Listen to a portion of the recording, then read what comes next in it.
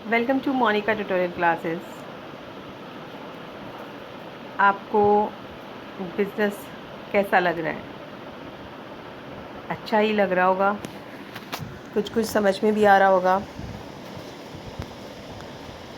तो इसको और अच्छे से पढ़ते जाइए, आपको और अच्छे से समझ में आने लग जाएगा।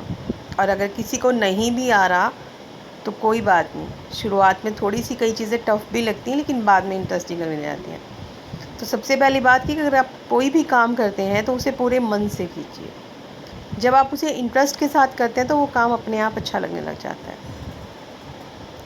चलिए, आज का हमारा टॉपिक है business risk, nature and causes.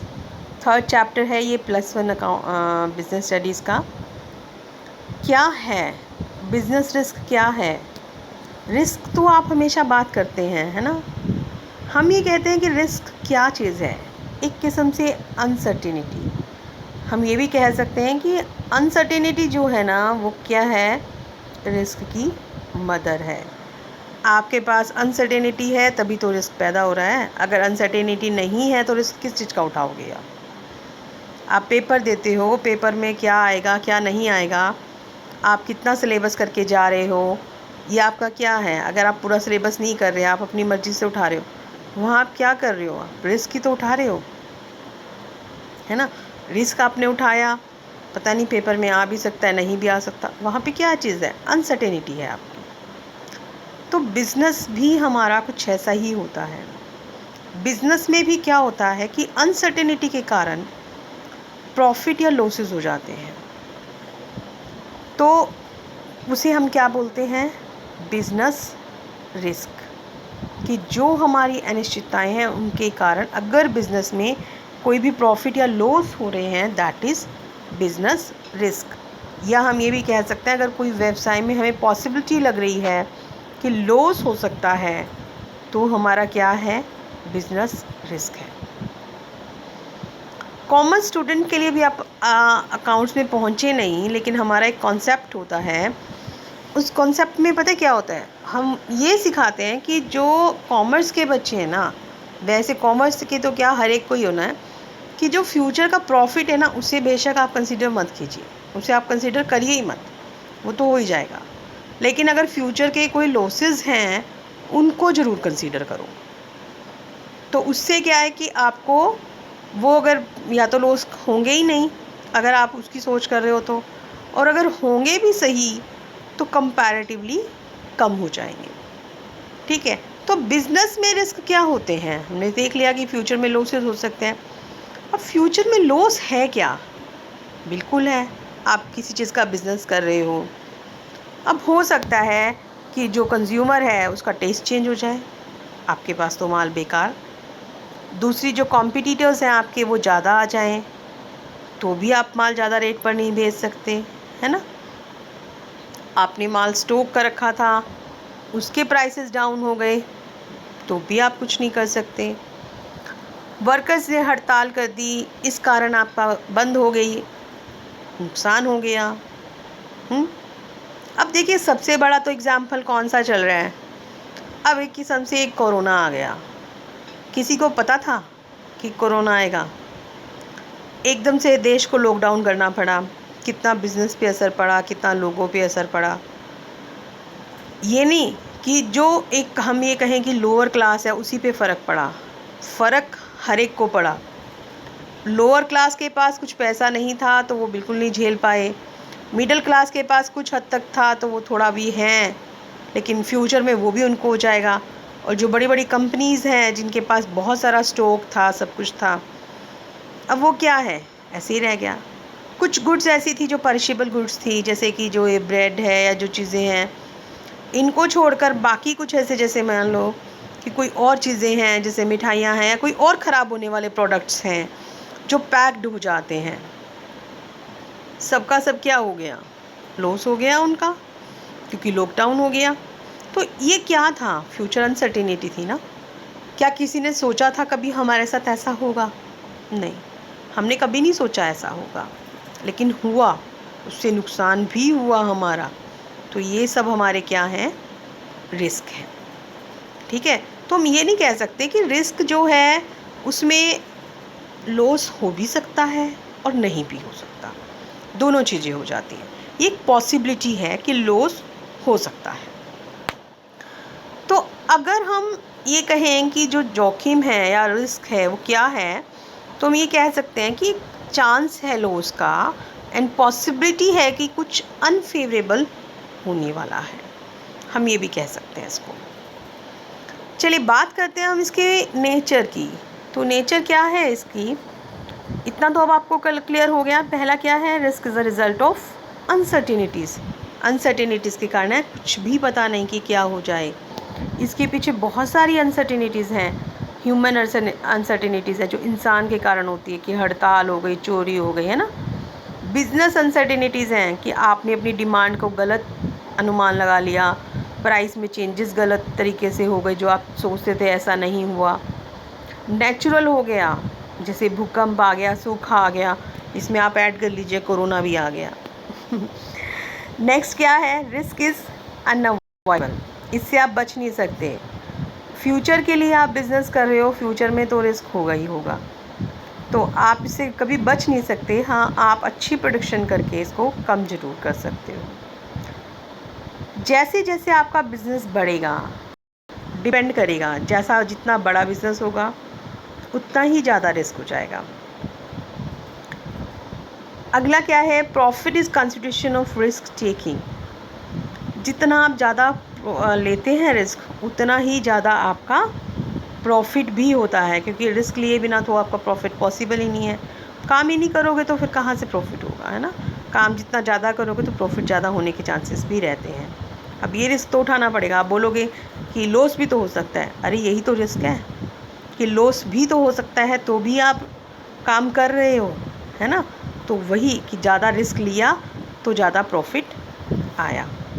और risk depend on the nature of the business, business की नेचर पे भी डिपेंड करता है।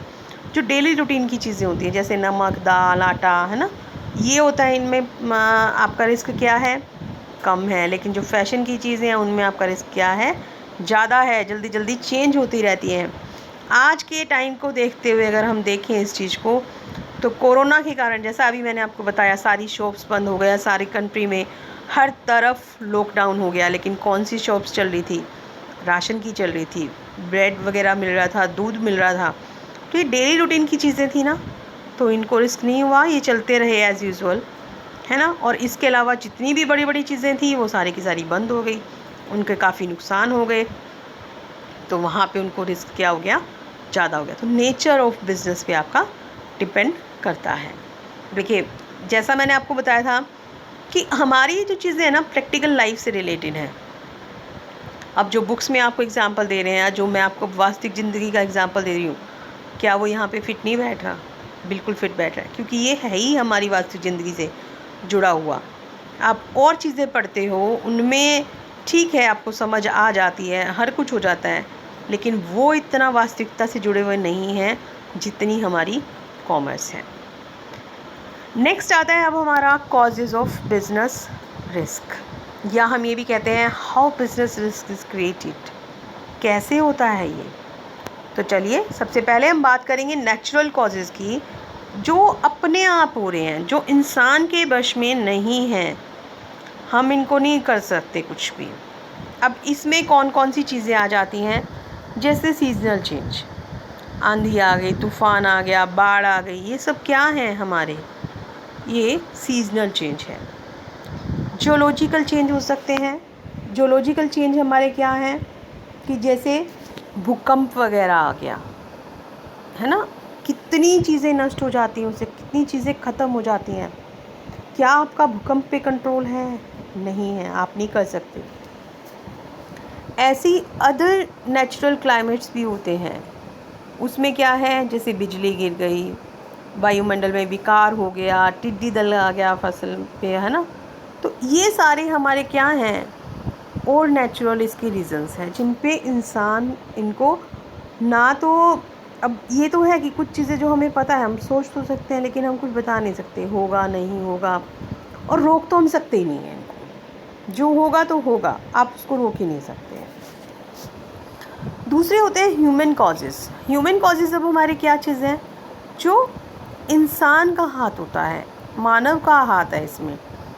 वो उसकी केयरलेसनेस से कह लो, बेईमानी से कह लो, ध्यान नहीं देता वो इसलिए कह लो, है ना।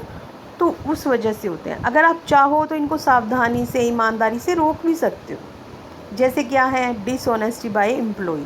अब आपके पास काम करने वाले जो लोग हैं वही बेईमान हो जाएं, वही चोरी करने लग जाएं, तो रिस्क तो हो जाएगा ना, आपको तो लॉस हो ही गया।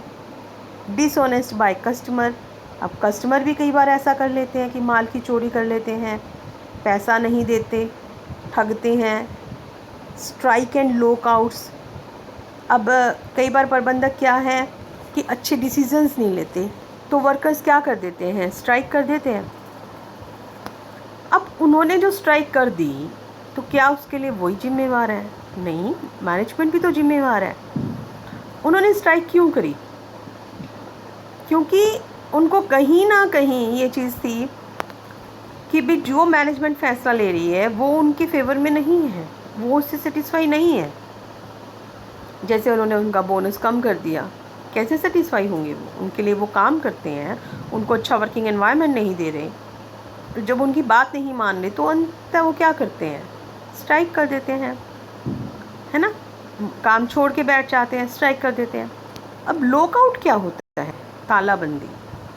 लॉकआउट होता है कि फैक्ट्री मालिक जो है ना, वो अपने आप ताला लगा देता है, अभी मैंने तो चलाना ही नहीं, तुम मेरी बात नहीं मान रहे हो तो मैंने चलाना ही नहीं है। कई बार आपस में उनके इतने कॉन्फ्लिक्ट्स हो जाते हैं। तो ये ऐसी चीज़ें हैं कि अगर आप अच्छे रिलेशंस रखो तो आप इनको कम भी कर सकते हो। Working carelessly. अगर आप काम सही से नहीं कर रहे तो माल भी जल सकता है, किसी की जान भी जा सकती है, तो ये भी आपकी क्या है, बिजनेस रिस्क है। ठीक है। पहला कौन सा कॉज किया था हमने? नेचुरल, जिस पे आपका कोई हाथ नहीं था, आप उसको रोक भी नहीं सकते थे। ह्यूमन कॉजेज़ थे जो आपकी लापरवाही से थे, है ना, बेईमानी से थे, जिनको आप चाहो तो अपनी सावधानी, ईमानदारी से, संयम से रोक सकते थे। थर्ड कॉजेज़ हमारे क्या आते हैं? Economic causes. इकोनॉमिक कॉजेज़ हमारे क्या हैं? जो बाज़ार में जो चेंजेस होते रहते हैं वो हैं। अब जैसे क्या है, चेंज इन फैशन, फैशन में चेंज हो गया, है ना। तो चेंज इन प्राइसेस, कम ज़्यादा हो गए रेट, उससे भी रिस्क हो गया। कंपटीशन का इफ़ेक्ट भी हो जाता है कई बार, तो इससे भी आपको रिस्क हो जाता है ना। और क्या चीज़ें हो सकती हैं कि आप जो कस्टमर्स को फैसिलिटीज़ हैं, अब कोई भी क्या है, अगर एक पर्सन अच्छी फैसिलिटीज़ दे रहा है, दूसरी नहीं दे रहा, तो उसकी सेल कम हो जाएगी। जिससे ज़्यादा फैसिलिटीज़ मिल रही है लोग उसके पास जाएंगे, है ना। तो इस तरीके से इनके ये कौन से थे? आर्थिक कारण। और उसके अलावा भी आपके कुछ और चीज़ें हो सकती हैं, जैसे प्राकृतिक तो हमने देख ही लिया, नेचुरल कॉजेज़। तो टेक्निकल भी हो सकते हैं कि टेक्निकली कोई चेंज हो गए हैं, मैकेनिकल कोई कॉजेज़ हो गए कि आप दूषित मशीनों को ले आते हैं तो एकदम से विस्फोट हो जाता है ना। मैनेजमेंट अच्छा नहीं करती है, अच्छी नीतियाँ नहीं बनाती हैं, तो भी रिस्क हो जाते हैं। तो ये सारे हमारे क्या थे? Business risk. तो इनको जब अगर आपने दूर करना है, तो आपको, अगर आपको प्रॉफिट ज़्यादा कमाना है, तो आपको रिस्क भी पता होने चाहिए, और जिन रिस्क को आप कम कर सकते हैं उनको आपको कम करने की कोशिश करनी चाहिए। अगर आपको मेरा ये चैनल अच्छा लगे तो इसको सब्सक्राइब करना और लाइक करना ना भूलें। That's all.